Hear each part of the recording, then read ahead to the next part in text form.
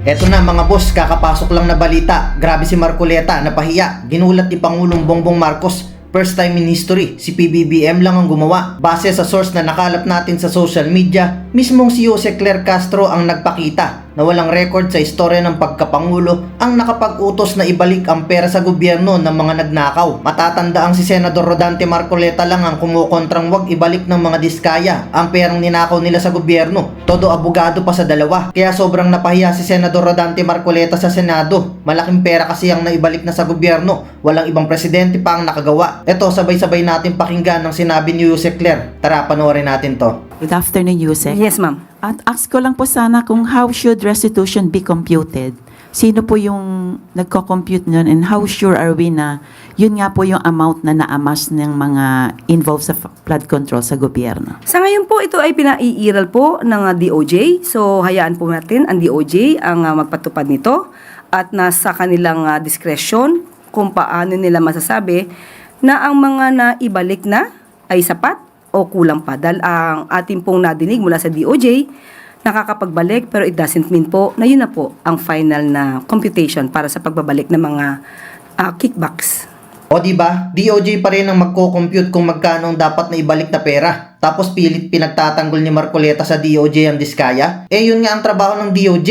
Huwag niyang ipilit ipasok pa sa witness protection program yung mga yan. Kung ayaw naman magbalik ng mga ninakaw nila. Eh mismong DOJ na kasi ang nagsabing nakaraan na doon nila makikita kung sino yung mga willing para makitang pasok sa witness protection program. Sa tingin niyo po ba kontento ang Pangulo dito sa mga initial na naibalik na nasa 300 million pa lamang po as of this date? Ang 300 million ay hindi po lamang. Tandaan po natin na ngayon lamang po nagkaroon ng pagbabalik ng kickbacks mula sa iilang sangkot sa korupsyon.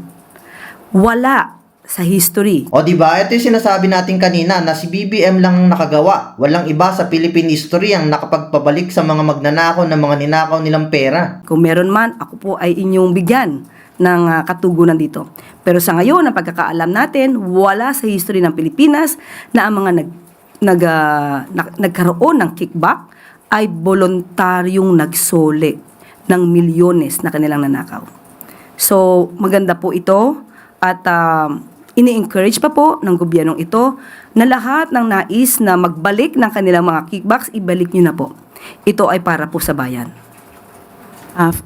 Another question lang po. Yusek, last week, matin na po ng Senate Blue Ribbon si Yusek Olivar.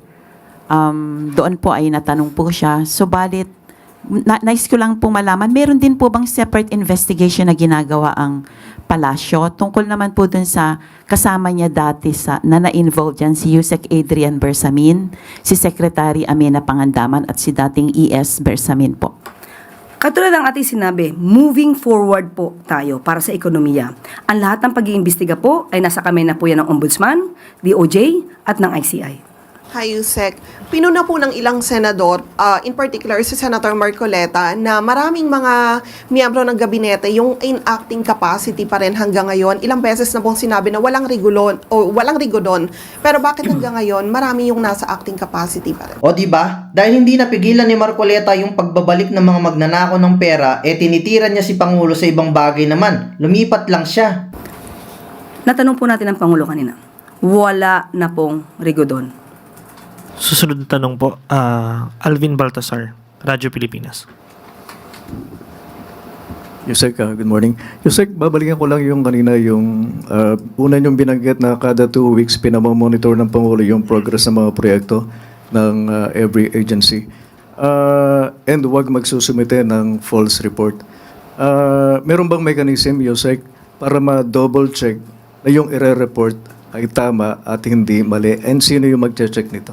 Gagawin pa lang po yan kasi napag-usapan lamang po kanina yan at yan po ang nais ng Pangulo, moving forward, at kailangan hindi lang basta move forward kung hindi dapat na mas maging maayos ang pag-report ng bawat ahensya na may mga proyekto. Yan ang gusto po ng Pangulo. Yusek, doon sa other question, yung business and consumers confidence, yung anomalya sa flood control, medyo na-apektuhan. Naniniwala ba ang palasyo na kapag meron ng nadagdagan yung na ipadetene, na ipakulong ng mga sangkot sa flood control program, maibabalik ba yung tiwala ng mga negosyante, mga investors? Sa ngayon po, kahit po sabihin natin na iilan pa lamang ang nadidetene at marami na rin po namang warrants of arrest na nai-issue ang korte, sa ating pagkakatingin, nakikita po ng mga investors kung paano po nililinis ng pamahalaan ngayon, kasalukuyang administrasyon, ang ating bansa mula sa korupsyon, sa issue ng pang-aabuso sa pondo ng bayan. O di ba? Ayaw ni BBM sa korupsyon, kaya nga pinapabalik niya sa mga magnanakaw yung pera na yan eh. Pero kapag ka po mas mapakita pa po ng administrasyon na ito na talaga pong seryoso para mapanagot ang mga sangkot, mas maganda po talaga makita to, hindi lamang po ng mga investors, kundi mismo mga kababayan natin, para makapagbigay po sila ng kumpletong tiwala sa ating Pangulo at sa pamahalaan. Yusek, one last point on my part.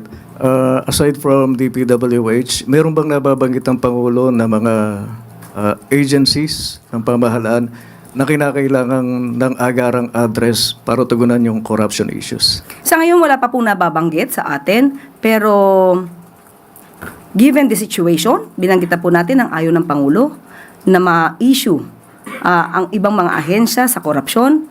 Dapat lamang po sila ay magsumikap at tumupad sa kanilang tungkulin, tuparin ang batas at huwag maging issue sila mismo ang makasuhan ng dahil sa korupsyon.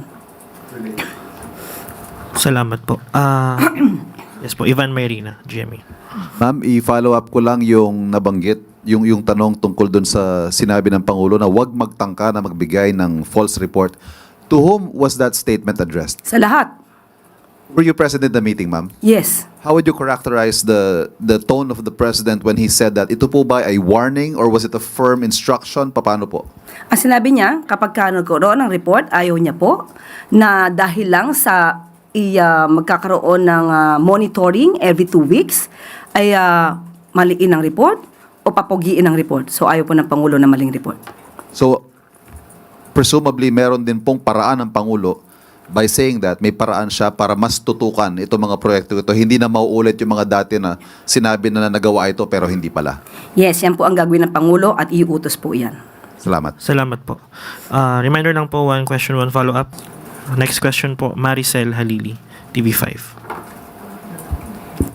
So ma'am, follow-up lang, ire-reappoint sila lahat, yung mga nasa acting capacity. Ang sabi po lang sa atin, ang mga pangalan na magiging secretary ay ibibigay po at isusumite sa Commission on Appointments. Okay.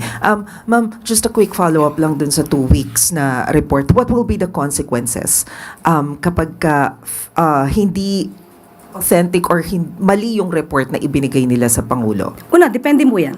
Ito ba ay in good faith? Ito ba ay negligence? Ito ba ay sinadya? So, definitely, pag sinadya ito, may kaakibat na parusa ito. Maaari sila matanggal sa kanilang pwesto. Kung negligent naman, ganun din po ang mangyayari. Dahil bilang isang public servant, walang puwang na tayo ay maging negligent.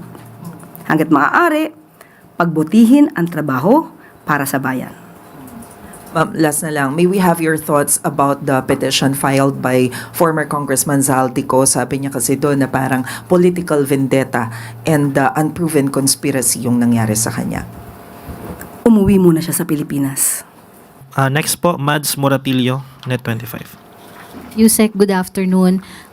Naglabas na po ng pinal na desisyon ang Supreme Court na nagbabasura po sa impeachment case laban kay BP Sara dahil sa paglabag sa 1-year bar rule.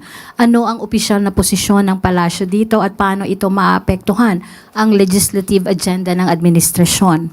Igagalang po ng Pangulo, ng administrasyon, kung ano man po ang naging desisyon ng Supreme Court patungkol po dyan. Hindi naman po ito makakaapekto sa mga priority bills na nais ng Pangulo na maipasa.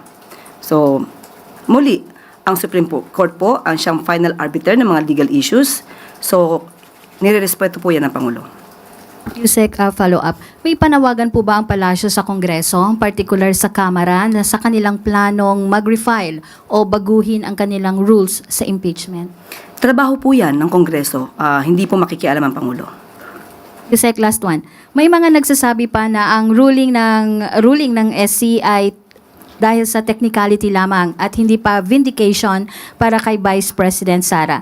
Naniniwala po ba ang administrasyon na ang final ruling na ito ay makakatulong sa pagpapahupa ng political tension sa ating bansa? Makikita naman po at mababasa natin kung ano naging desisyon ng Supreme Court. Hindi po ito patungkol sa paglilinis sa isang issue ng nasabing subject matter sa nasabing desisyon. So kung may pananagutan, sabi nga po ng Pangulo, kung dapat managot, dapat managot. Thank you, Yusek. Salamat po. Next question, Ivy Reyes, Bilyonaryo. Morning po, Yusek. May we have the Palace's comment on reports that DENR Secretary Rafael Lotilla is on his way out? Hinahanap pa po ngayon, dahil nadinig po ang mga nabanggit sa Senado, hinahanap po ngayon ay tina-update po ang mga records dito. So mabibigyan ko po kayo ng update kapag po nakapagbigay na po sa akin ng anumang detalye patungkol dito. So we're expecting cabinet revamp anytime soon, Yusek? With regard to the Rigodon, sa ngayon wala po. Pero yung patungkol po kay DNR Secretary, tinitingnan po yan ng Pangulo. So ibig sabihin po, there's a possibility that there's gonna be a change in leadership in the DENR? Titignan po muna kung ano po yung record sa ngayon. Kapag ka po napakita na po sa atin at naibigay po sa atin ng update, ibibigay ko po sa inyo agad. Ma'am, sorry po, clarification lang po. Ano po yung record na tinitingnan po ng Palace na i-review po? Ang nasabi po ay nagkaroon na po ng pangatlo na pag-bypass sa kanyang appointment. So, tinitingnan po yung records ngayon ng Pangulo at ng PMS. At tingnan po natin kung ano po ang magiging update tungkol dito. Okay po. Next question, Michelle Gilyang, All TV.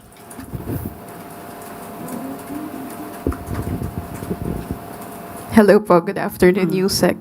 Yung question po is about commuters.